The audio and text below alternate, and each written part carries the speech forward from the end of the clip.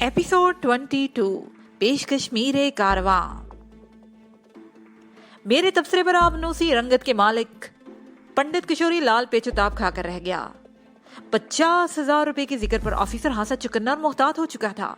उसने हम सबको मजमूई तौर पर मुहातिब करते हुए तहकमाना लहजे में कहा, तुम सब हमारे साथ हेडक्वार्टर चलोगे। पंडित ने हाथ जोड़कर बाकायदा मिन्नत समानत शुरू कर दी, मगर ऑफिसर ने उसकी एक ना सुनी और हतमी अंदाज में कहा, तुम्हें जो भी रोना गाना और चीखना चलाना है वो हेडक्वार्टर में जाकर शौक पूरा कर लेना। मैंने मोतदल लहजे में ऑफिसर से पूछा, तुम हमें क्यों अपने साथ लेकर जाना चाहते हो? मैं तुम दोनों को अपने आला अफसरान के सामने पेश करूंगा, उसने कहा। मगर मैंने तो तुम्हारे तमाम सवालों के जवाब दिए हैं, मैंने कदरे बरहम लहजे में कहा। अब तुम्हें मजीद जो कुछ भी कहना हो आला अफसर के रूबरू ही कहना, वो दो टुक अंदाज में हाथ लहराते हुए बोला। मगर तुम, मैंने कुछ कहना चाहा। नो आर्गुमेंट्स, उसे सख्ती से मेरी बात काट दी। मैं झिंझलाकर खामोश हो गया। पंडित की अयारी से मैं खामखा ही जज्बाती हो गया था। जिस बात का मुझे डर था वो आहिर होकर ही रही थी। ऑफिसर इतनी बड़ी रकम के जिक्र पर मुख्तात हो चुका था। बहरहाल मुझसे गलती हो चुकी थी जिसकी किसी मौके पर खूबसूरती से तलाफी की जरूरत थी। फिलहाल ऑफिसर से बहस करना मुनासिब नहीं था। इस वक्त खाना तलाशी लेने वाले वापस आ गए। वो खाली हाथ और मायूस चेहरों के साथ पंडित के घर के अंदरूनी हिस्से से बरामद हुए थे, जिसका वाजिया मतलब यही था कि इनके हाथ कोई काबिल एतराज शय नहीं लगी थी। पंडित किशोरी लाल वाकई एक अय्यार और चालबाज शख्स था। उसने स्मगलिंग के माल को घर से दूर रखा था। अल सुबह जब हम अपने रहनुमा हरबंस के साथ इस बस्ती में पहुंचे थे तो हरबंस ने पीर बख्श नामी एक शख्स को ऊंटों से माल उतरवाने का हुक्म दिया था। स्मगलिंग का वो माल यकीनन किसी दूसरे महफूज मुकाम पर रखा गया था। सर, हमने इस मकान का कोना कोना और चप्पा चप्पा देख लिया है, उस कांस्टेबल ने बताया जो ऑफिसर के साथ ही हमारे सरों पर नाजिल हुआ था। मैं इस सरहदी मुहाफिज का जिक्र कांस्टेबल के तौर पर कर रहा हूँ। मुझे नहीं मालूम कि नीम अस्करी फोर्स यानी रेंजर्स में वो किस ओहदे पर फाइज था। अलबत्ता पुलिस में इस हैसियत के शख्स को कांस्टेबल और आर्मी में सिपाही यानी सोल्जर कहा जाता है। ऑफिसर ने सख्त लहजे में दरियाफ्त किया। तो फिर? कांस्टेबल ने कहा, सर, हमें कोई भी काबिल गिरफ्त चीज नहीं मिली। इस मौके पर पंडित किशोरी लाल चिल्लाया, महाराज, देख लिया आपने? मैंने आपको बताया था साहब, मैं एक सीधा सादा आदमी हूँ। स्मगलिंग के धंधे में मेरा कोई हाथ नहीं। वो फिर मेरी जानिब इशारा करते हुए बोला, इस बंदे के सिलसिले में मुझसे जो गलती हुई है बस आप वो माफ कर दें, मैं आइंदा ही काम नहीं करूंगा। ऑफिसर ने पंडित की बात सुनी अनसुनी करते हुए अपने मातहतों को हुक्म दिया, इन तीनों को ले जाकर जीप में बिठाओ, हरी अप। हुक्म हाकम मर्गे मफाजात हमें गन्नों के निशाने पर रखते हुए जीप में सवार करा दिया गया जो गली के किनारे पर खड़ी थी। जीप की ड्राइविंग सीट पर रेंजर्स का एक जवान बिल्कुल मुस्तद बैठा था। ऑफिसर ने पैसेंजर सीट पर बैठते हुए ड्राइवर को इशारा किया। अगले ही लम्हे जीप अपनी मंजिल की जानिब रवा दवा हो चुकी थी। मेरी मालूमात के मुताबिक हमारी मंजिल रेंजर्स का हेडक्वार्टर थी। दोनों हाथी सहमी हुई थी। अब तक उसने मुंह से एक लफ्ज भी नहीं निकाला था, खास तौर पर जब से मैंने उसे गूंगा जाहिर किया था। लगता था वो वाकई गूंगी हो गई हो। हमें जीप में अगले सिरे पर बैठाया गया था, यानी ड्राइविंग कैबिन के एन पीछे। तीनों मुसल्लह रेंजर्स के जवान हमारे बाद बैठे थे। ये आमने सामने की दो सीटें थी। एक सीट पर धन्नू, मैं और एक कांस्टेबल बैठा था, जबकि सामने वाली नशिस्त पर पंडित किशोरी लाल के बाद दो कांस्टेबल मौजूद थे। हम सब इस तरतीब से बैठे थे कि मेरे एन सामने वो कांस्टेबल था जो ऑफिसर के साथ सबसे पहले पंडित के घर पहुंचा था। हमारे सामान वाला बैग जीप के फर्श पर रखा हुआ था, ताहम इस पर सरहदी मुहाफिजों का ही कब्जा था। मैंने वक्त गुजारी और अपनी मालूमात की खातिर अपने रूबरू बैठे हुए कांस्टेबल से बातचीत शुरू कर दी। भाई, ये तो बताओ, तुम लोगों का हेडक्वार्टर यहाँ से कितना दूर है? मेरा सवाल बहुत ही आम सा और बरमहल था, इसलिए उसे जवाब देने में कोई तरद्दुद नहीं किया। बोला, ज्यादा दूर नहीं है, हम 15-20 मिनट में वहां पहुंच जाएंगे। मैंने पूछा, तुम्हारा जो ऑफिसर जीप की पैसेंजर सीट पर बैठा है उसका ओहदा क्या है? वो सूबेदार साहब है, उसे जवाब दिया। और तुम लोगों का आला अफसर कौन है? कप्तान साले रहीम साहब। कप्तान साहब किस किस्म के आदमी हैं? उसे शक में नजरों से मुझे देखा और कहा, तुम अपनी जुबान बंद ही रखो तो तुम्हारे लिए बेहतर होगा। मैंने उसके बराबर में बैठे हुए कांस्टेबल की एक खुफिया हरकत को नोट कर लिया था। मस्कूरा कांस्टेबल ने मुझसे बात करने वाले कांस्टेबल की पसलियों में अपनी कोहनी से टहोका दिया था, जिसका वाज़िया मतलब यही था कि मुझसे ज्यादा फ्री होने की जरूरत नहीं। मैंने हिम्मत न हारी और अपने सामने वाले कांस्टेबल को मुखातिब करते हुए लज्जातमेज़ अंदाज में कहा, अच्छा भाई, बस एक बात बता दो, हेडक्वार्टर के जिक्र पर पंडित किशोरी लाल का पित्ता पानी क्यों हो गया था? क्या वो कोई बहुत ही खतरनाक और डरावनी जगह है? जवाब देने की बजाय कांस्टेबल ने मुझे बुरी तरह झड़क दिया। क्या तुमने मेरी बात नहीं सुनी? सुनी है जनाब, मैंने संजीदगी से बोला। तो फिर उसमें ध्यान रखो, दूसरे कांस्टेबल ने धमकी अमेज अंदाज में कहा। अब अगर तुमने कोई सवाल किया तो तुम्हारे साथ अच्छा सलूक नहीं किया जाएगा। मैं अपने साथ किसी बुरे सलूक की ख्वाहिश नहीं रखता था, इसलिए खामोश रहना ही मुनासिब समझा। दन्नो तो पहले ही गूंगी बनी हुई बैठी थी। नाचार मैं भी गूंगा बन गया। ये गूंगों की ऐसी जोड़ी थी जिसकी मिसाल कहीं नहीं मिलती थी। अच्छे हाथ से हंसते बोलते, कह के उछालते दो इंसानों को वक्त के जबर और हालात की मसलहत ने गूंगा बनकर चुप बैठने पर मजबूर कर दिया था। कांस्टेबल की फ्राहम करदा मालूमात के बरक्स 15-20 मिनट के बजाय हमारी जीप रेत उड़ाती लगभग आधे घंटे में अपनी मंजिल मकसूद तक पहुंची थी। रेंजर्स का हेडक्वार्टर एक मतरूक हवेली में कायम किया गया था। इस हवेली का बेशतर हिस्सा अब खंडर की शक्ल एख्तियार कर चुका था। बस 2-3 कमरे इस्तेमाल के काबिल थे, जिन्हें रेंजर्स वालों ने ठीक ठाक करके अपनी चौकी कायम कर रखी थी। दरअसल इसी चौकी को हेडक्वार्टर के नाम से पुकारा जाता था। हमें एक कमरे में ले जाकर बिठा दिया गया। वो एक आम सा कमरा था जिसमें एक मेज के सामने चंद आहनी कुर्सियां पड़ी हुई थी। कमरे के मशरकी दीवार के साथ एक आहनी बेंच भी रखी हुई थी। कमरे की हालत से अंदाजा होता था कि इसे दफ्तरी जरूरियात से ज्यादा उठने बैठने के लिए इस्तेमाल किया जाता है। हम पर कड़ी नजर रखने के लिए एक मुसल्ला जवान कमरे के दरवाजे में अटेंशन खड़ा था। आधे घंटे बाद मुझे सूबेदार की शक्ल दिखाई दी, जो सुबह पंडित के घर पहुंचा था और हमें अपने साथ लेकर यहाँ आया था। उसने कमरे में आकर मुझसे कहा, कप्तान साहब आप दोनों को याद कर रहे हैं। मैंने खड़े होते हुए पूछा, पंडित का क्या हुआ? पंडित को भूल जाओ, वो करख्त अंदाज में बोला। फिर भी मैंने पंडित किशोरी लाल के बारे में जानना चाहा, मगर सूबेदार ने मेरी बात काटते हुए कहा, तुम्हें सिर्फ और सिर्फ अपने बारे में सोचना चाहिए। पंडित के साथ हम उसके शायाने शाखी सलूक करेंगे, मगर तुमने अगर कप्तान साहब के सामने अपनी दरोगोई जारी रखी तो समझ लो कि तुम्हारा अंजाम कुछ अच्छा नहीं होगा। सूबेदार की धमकी अमेज गुफ्तगू से मुझे बाखूबी अंदाजा हो चुका था कि खेल बिगड़ चुका है। सूबेदार ने मेरी दरोगोई का हवाला देकर मुझे ये बावर कराने की कोशिश की थी कि उसने मेरी कहानी को यकीन की नजर से नहीं देखा था। मैंने धन्नो को इशारा किया, वो भी उठकर खड़ी हो गई। फिर हम सूबेदार की मैयत में चलते हुए उस कमरे के सामने पहुंच गए जिसके अंदर कप्तान साले रहीम मौजूद था। सूबेदार ने कमरे के दरवाजे पर महसूस अंदाज में दस्तक दी और हमें अंदर दाखिल होने का इशारा कर दिया। हमने सूबेदार साहब के इशारे की तामील की। कमरे में दाखिल होते ही हमारे अकब में दरवाजा बंद हो गया। यकीनन दरवाजा सूबेदार ने ही बंद किया था और हम दोनों साले रहीम की जानिब मुतवज्जा हो गए। कप्तान साहब की उम्र लगभग 50 साल रही होगी। निहायत ही मुतासर कुन शख्सियत के मालिक था। उसके चेहरे पर जहानत और तजर्बा झलकता था। कप्तान की कनपटियों पे बाल सफेद हो चुके थे। मजबूरी तौर पर वो एक जहां दीदा, बुर्दबार और अपने पेशे का माहिर दिखाई देता था। सच्ची बात तो ये है कि मैं उसकी शख्सियत से हासा मुतासिर हुआ था। कप्तान साले रहीम के इशारे पर हम उसके मेज के सामने रखी हुई कुर्सी पर बैठ गए। वो चंद लम्हे अपनी मेज पर पड़ी चीजों को तरतीब बदलता रहा।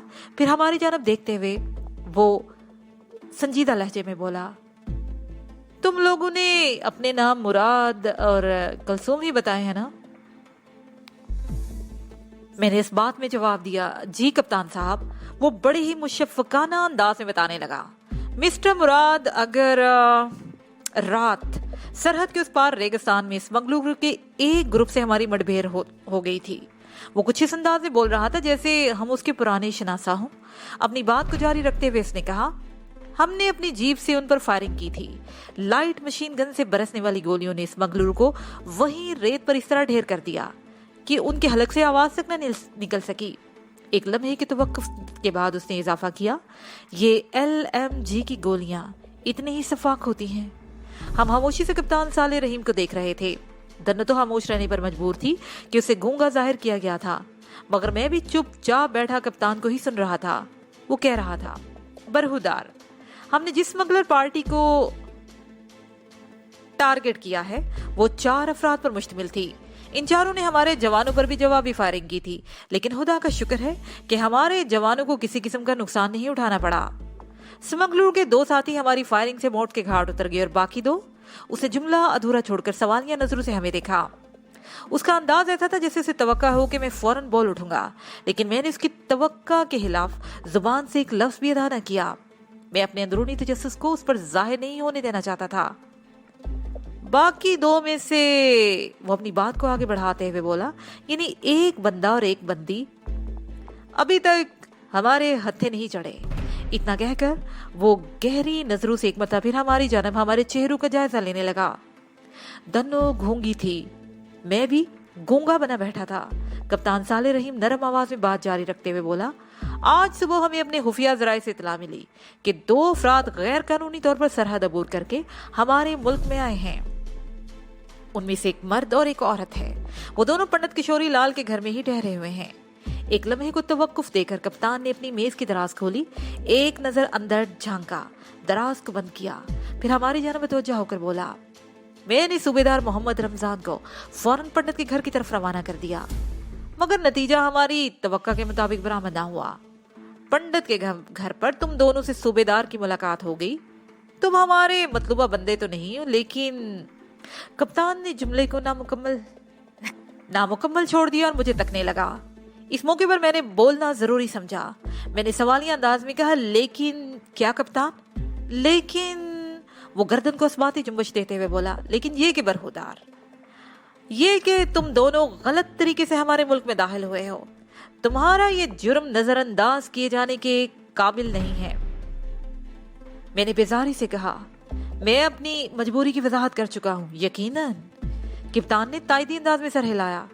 तुमसे पूछगछ की मुकम्मल तौर पर एहतियारात सूबेदार रमजान को दिए थे और सूबेदार रमजान मुझे सारी बातें बता चुका है, जिसके मुताबिक तुमने मुतअद्दिद झूठ बोले हैं। हम तुम्हारी कहानी पर कैसे यकीन कर लें? मैंने कौन से झूठ बोले हैं? मैंने उखड़े हुए लहजे में कहा, मैं बताता हूँ, क्योंकि ये जानना तुम्हारा हक है। कप्तान ने इंतहाई मोतदिल और संजीदा अंदाज में बोलना शुरू कर दिया। तुम्हारे बयान के मुताबिक तुम दोनों बांग्लादेश से इंडिया और फिर इंडिया से पाकिस्तान आए हो।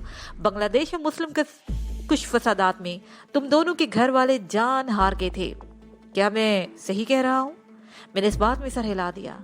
वो बात को आगे बढ़ाते हुए बोला, बरहुदार, मैंने बड़ी दुनिया देखी है। पूरे पाकिस्तान के अलावा दुनिया के 14-15 ममालिक में मुझे रहने का मौका मिला है। मैंने बांग्लादेश में भी 3 साल गुजारे हैं। एक लम्हे को वो खामोश हो गया, फिर गंभीर लहजे में बोला, तुम दोनों का रंगो रूप, कद काठ और सेहतो जवानी बांग्लादेश वालों से मेल नहीं खाती। फिर हर मुल्क और हर खित्ते में बसने वालों के कुछ महसूस हालो खत होते हैं। इस हवाले से भी तुम दोनों ने बंगालियों वाली कोई बात नजर नहीं आती। मेरा मुशाहिदा और इल्म ये बताता है कि तुम्हारा ताल्लुक पाकिस्तान या हिंदुस्तान से है, जबकि तुम्हारी साथी थाईलैंड, चाइना या तिब्बत की रहने वाली है। तुम इस सिलसिले में क्या कहते हो? सवाल करके वो जवाब दे तलब नजरों से हम दोनों का जायजा लेने लगा। कप्तान ने तो हमारा एक्सरे ही कर डाला था। उसकी तजर्बा गा निगाह की दाद देने को दिल चाह रहा था, मगर ये मौका तफरी का नहीं था। कप्तान के इंकशाफ ने हम दोनों को परेशान कर दिया था। मैं कदरे उलझ गया। धनो भी हरासा नजरों से मुझे ही देख रही थी। जब मैं हम कुछ ना बोल सका तो कप्तान ने कहा, मुझे मेरे सवाल का जवाब मिल गया है। तुम्हारे चेहरों के तासरात ने मुझे बता दिया है कि मेरा कियास 100% दुरुस्त है। वो चंद लम्हे अपने दोनों हाथों को घूरता रहा, फिर धीमे लहजे में बोला, मिस्टर मुराद, मुझे नहीं यकीन कि तुम्हारा नाम मुराद और तुम्हारी साथी का नाम कुलसुम है। इस सिलसिले में भी तुमने यकीनन दरोगोई से काम लिया है। सच बताओ, तुम दोनों कौन हो, कहां से आए हो और तुम्हारे नाम क्या है? पाकिस्तान में तुम्हारी आमद का मकसद क्या है? बात खत्म करते करते कप्तान के लहजे में हासी सख्ती आ गई थी। अब वो पहले वाला नरम और मेहरबान अफसर दिखाई नहीं दे रहा था। मैंने दिल में फैसला कर लिया कि बड़ी हद तक सच बोलकर इनसे जान छुड़ाने की कोशिश करता हूं। मैंने खंकार कर गला साफ करते हुए कहा, कप्तान साहब, آپ کا اندازہ بڑی حد تک درست ہے. میں پیدائشی طور پر پاکستانی ہوں. میری زندگی کا بیشتر حصہ سنگاپور میں گزرا ہے. میں نے دھنو کی جانب اشارہ کرتے ہوئے کہا, یہ میری دوست ہے. اس کے آباء و اجداد کا تعلق تبت سے تھا. اس کے بعد میں نے انتہائی ذاتی واقعات کو چھپاتے ہوئے کپتان کو اپنے اور دھنو کے بارے میں سب کچھ بتا دیا. وہ پوری توجہ سے میری بات سنتا رہا. بیچ بیچ میں بعض واقعات پر اس کی آنکھیں حیرت سے پھیل جاتی تھی. بہرحال میں نے اسے ایک خاص حد سے آگے کچھ نہیں بتایا تھا. میری زندگی کی کہانی کا لب لباب یہ تھا کہ میں شر کے خلاف حق کی جنگ لڑ رہا تھا. میرے اثر انگیز اور جامعہ بیان نے کپتان کو مطمئن کر دیا تھا. اسے بعض سوالات بھی کیے جن کے میں نے تسلی بخش جواب دیے. میں نے کپتان کو اپنے اصل نام بھی بتا دیے تھے. ظاہر ہے دھنو کا گونگا پن بھی مجھے ختم کرنا پڑا تھا. میرے انکشاف پر کپتان نے نرمی سے کہا, اس بات کا ہمیں صبح ہی پتا چل گیا تھا. صبح ہی؟ میں نے الجھن زدہ نظر سے اسے دیکھا. وہ زیر لب مسکراتے ہوئے کہا, ہاں صبح ہی. ہمارے مخبر نے ہمیں بتایا تھا کہ زخمی لڑکی نے اپنے ٹہنے کی موچ نکلوانے کے لیے پہلے تم سے اور پھر حکیم جی سے کیا کیا باتیں کی تھیں. مجھے حیرت کا ایک اور جھٹکا لگا. کپتان نے بات ہی ایسی کی تھی. میں نے اضطراری لہجے میں کہا, کیا وہی حکیم آپ کے لیے مخبری کرتا ہے؟ جب پنڈت کے گھر میں حکیم دھنو کا ٹہنا دیکھنے آیا تھا تو اس وقت بیٹھک نما کمرے میں میرے دھنو اور کشوری لال کے سوا کوئی چوتھا فرد موجود نہیں تھا. ہم تینوں میں سے تو کوئی بھی انفارمر نہیں ہو سکتا تھا. آج جا کر حکیم پر ہی تان ٹوٹتی تھی. پھر کپتان نے دھنو کی حکیم سے بات چیت کا حوالہ بھی دیا تھا جس سے سارا شک حکیم کی طرف ہی جاتا تھا. کپتان میرا سوال سن کر زیر لب مسکرا دیا اور ٹھہری ہوئی آواز میں بولا, تمہارا یہ سوال مناسب نہیں. تم اپنے طور پر جو بھی نتیجہ حاصل کر لو, تمہیں اس کا حق ہے. ماشاءاللہ, تم ہاں سے تجربے کار سیلانی اور مہم جو ہو. کپتان نے بڑے ہی مبہم الفاظ میں میری تعریف کی. میں سمجھ گیا کہ وہ اپنی زبان سے حکیم کے مخبر ہونے کو اقرار نہیں کرنا چاہتا تھا. ویسے اس کا انداز ہی میرے لیے مثبت جواب تھا. حکیم کے سوا اور کوئی شخص اس کو یہ خبر نہیں پہنچا سکتا تھا. میں نے اپنے مطلب کی طرف کپتان کی توجہ دیتے ہوئے کہا, اچھا اب ہمارے لیے کیا حکم ہے؟ آپ لوگوں نے ہمارے بارے میں کیا سوچا ہے؟ اس کے ساتھ ہی یہ پارٹ اپنے اختتام کو پہنچا.